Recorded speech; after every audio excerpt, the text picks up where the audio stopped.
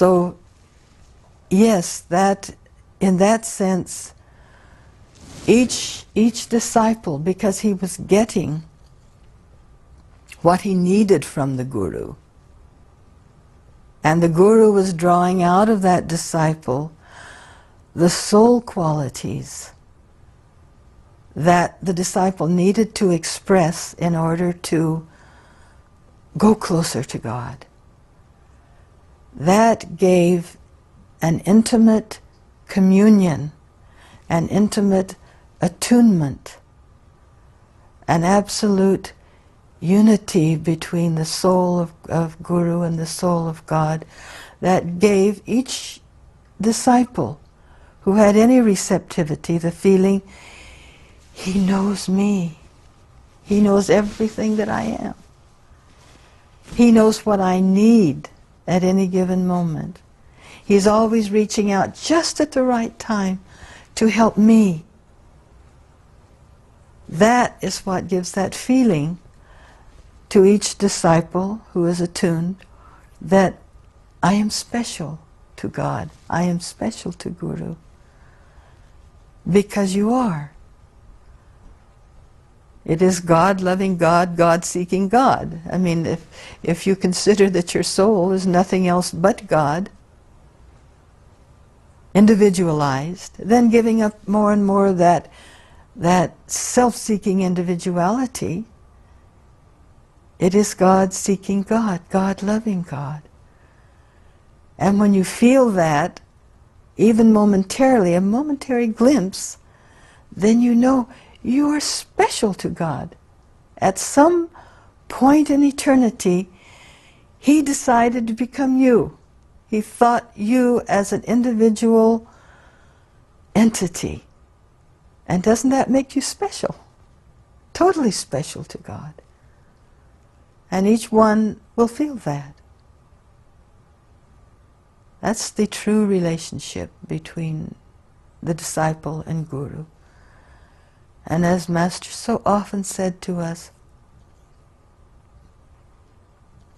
the Guru is like a clear glass. It is God who is looking at you through Guru, and you are looking through Guru to God. He kept nothing for himself, and that is why whenever we seem to be lost or seem to be too dependent on that personality of Guru,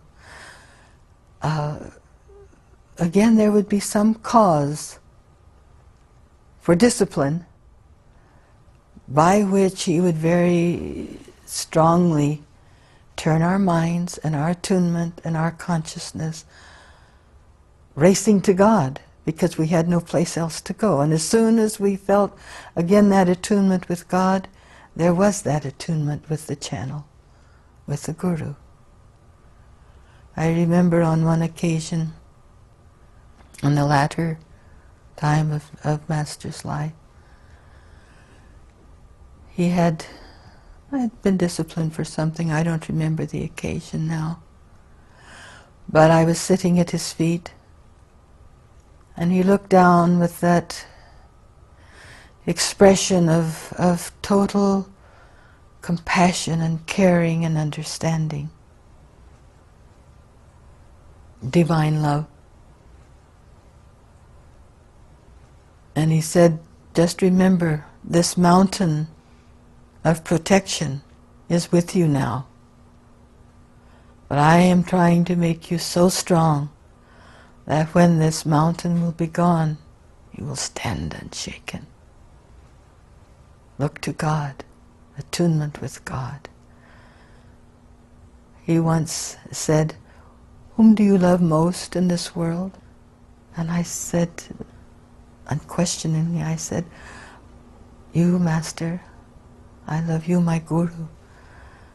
Shook his head. No, God. You love God and Guru through God. That's the way he always turned our minds to, that one love and the one source of strength, the one source of of guidance in our life. He used to say, God is the only Guru. Look to Him. When we were right with God in our meditations, and also in our attitude in serving, then we were right with Guru, and we were right feeling good within ourselves. Master had, you might say, a double role in this life. He was the personal Guru of those of us whom God had sent to him, perhaps lives past, no doubt, to guide our steps back to God. That is that everlasting Guru-disciple relationship.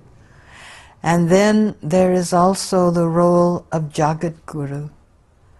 When one of Gurudev's stature comes into this world, he doesn't necessarily become a personal guru of those disciples to whom God is directed, but he also becomes a Jagat Guru, a world teacher,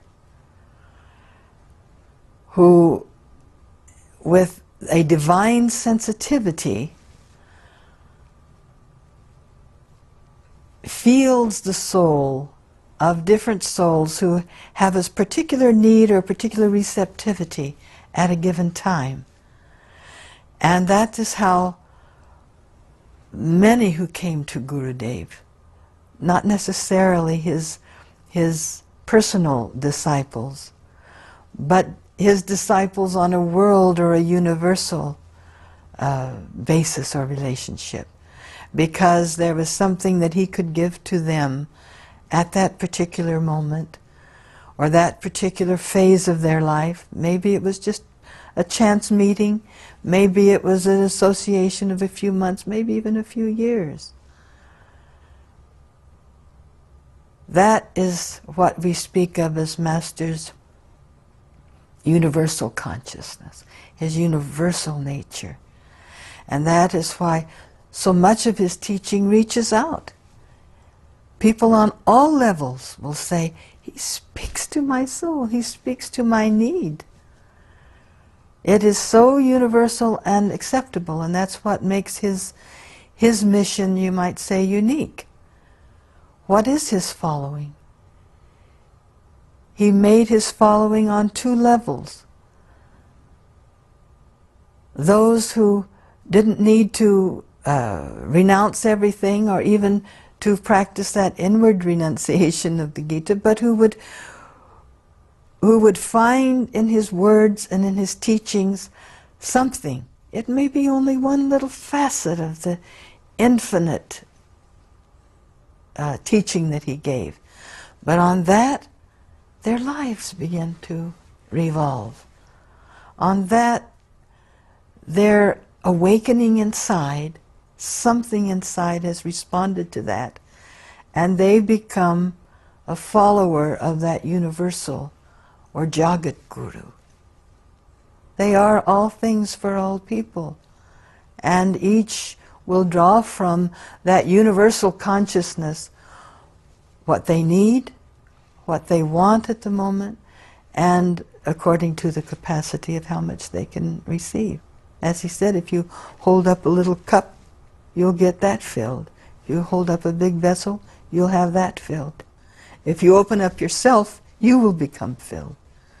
So the inner disciples are those who at least strive to completely open up themselves to receive the inner teaching, the inner communion with Guru, which is the introduction to God.